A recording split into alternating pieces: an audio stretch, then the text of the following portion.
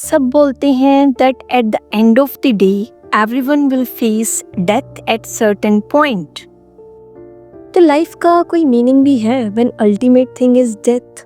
What do you do when life doesn't just break you but keeps breaking you again and again and again? जब तक आप भूल ना जाओ कि आप थे कौन, क्या हमारी स्ट्रगलिंग का कोई पॉइंट भी है? और यहीं पे एंट्री होती है मेरी और आप सबकी favourite, one of the greatest मांगा, बज़र्ग की। दुख और दर्द जिंदगी का हिस्सा है और हर एक इंसान की जिंदगी में आपको मिलेगा ही। पर मैं यहाँ पे लाइफ का मीनिंग, स्ट्रगलिंग और बज़र्ग की बात क्यों कर रही हूँ? So let's dig in. आपको क्या लगता है बज़र्ग फेमस क्यों है? डीमंस, फाइट्स और एक्सट्रीम और बिजार सीन्स की वजह से? नहीं, बिल्कुल नहीं। We love Guts because he have God's.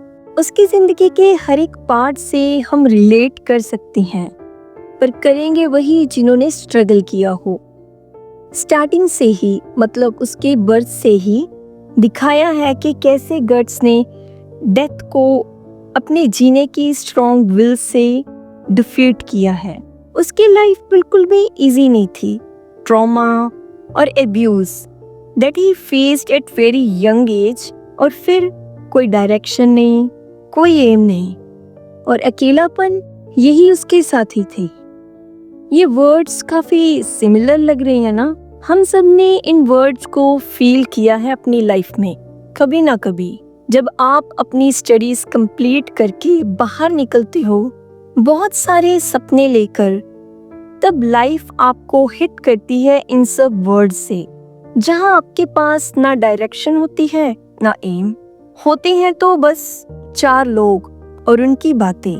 कभी कभी तो हम उस पॉइंट पे आ जाते हैं जहां सोचते हैं कि what's the meaning of life and what's the point of struggling because nothing makes sense anymore. और आजकल अकेलापन तो पार्ट बन चुका है लाइफ का। जितने चेंजेस हमारे अराउंड हो रहे हैं, उनसे तो ये लगता है कि whatever I am doing, is it enough? अब जॉब की ही बात कर लो। आप जब भी अप्लाई करोगे, even for the entry level, they will ask you for at least 2 years of experience. Like, is it sensible?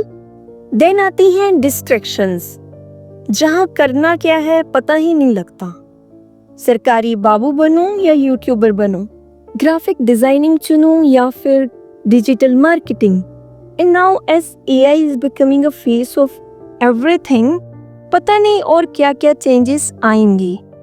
और फिर हम ट्राई करते हैं सारी स्किल्स को एक्वायर करने की, कोर्सेज लेते हैं, कोचिंग ज्वाइन करते हैं, पर अगर वो भी वेस्ट हो जाए, then we will reach a point where we fall into existential fatigue.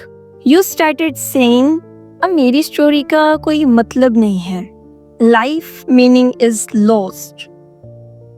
Now let's go back to our Guts story. Guts main character तो है, but hero नहीं।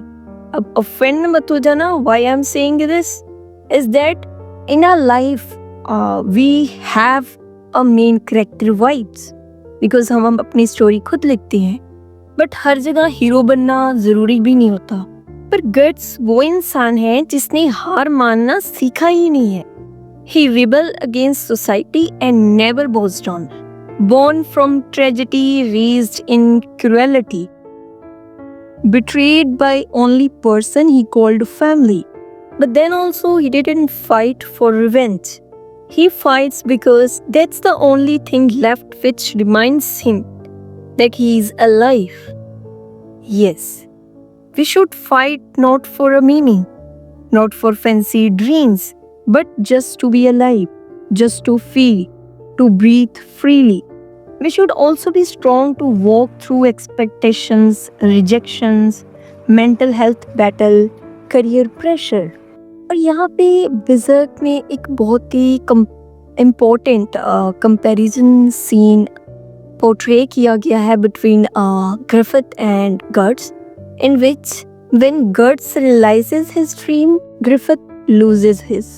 और यहाँ पे ये भी दिखाया गया है कि जब गर्ट्स अपने ड्रीम की तरफ बढ़ता है तो उसे कितनी ही मुश्किलों का सामना करना पड़ता है. Now see this thing as a life, जिसमें हमारे रास्ते में भी मुश्किलें आएंगी. और अगर आप अपनी उम्मीद छोड़ दोगे तो Then death will not kill you because you already killed yourself. आप अब जिंदा नहीं हो, बस एग्जिस्ट कर रहे हो. अब हम बात करते हैं बर्ज़र्क में जो साइकोलॉजिकल मीनिंग्स हैं और जिसे हम अप्लाई कर सकते हैं जो भी बताया गया है. So the first one is post traumatic growth. इसमें कहा गया है कि पेन है जो वो आपको डिस्ट्रॉय नहीं करता, कभी कभी आपको ट्रांसफॉर्म भी करता है. वो आपको स्ट्रॉन्ग बना देता है आने वाली हर मुश्किल के लिए. और सेकंड वन है नाइलिज्म वर्सेस पर्पस. जब कुछ भी मैटर नहीं करता then you have to decide what will matter for you, for your future. And last है कॉस्ट ऑफ सर्वाइवल. इससे हम ये समझ सकते हैं कि हील करने का मतलब ये नहीं भूल जाना. It means choosing not to be consumed. हम आज उस वर्ल्ड में जी रहे हैं जहाँ लोग अपनी फीलिंग्स को दबा रहे हैं एंड हील करने की जगह वो स्क्रॉल कर रहे हैं, continuous scrolling.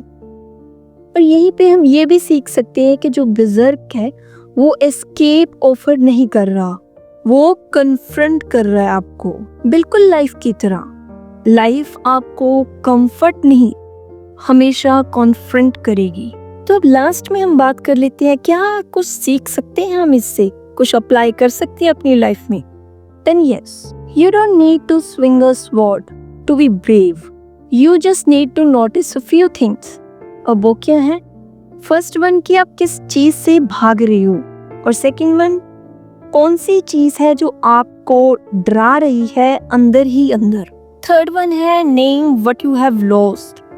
It means what part of yourself, your life, your dream that you have lost. And lastly decide to walk forward anyway. हाँ, आप भी बोलोगे ये सोल्यूशन है क्या, ये तो हमें भी पता है, इसमें क्या खास बात है.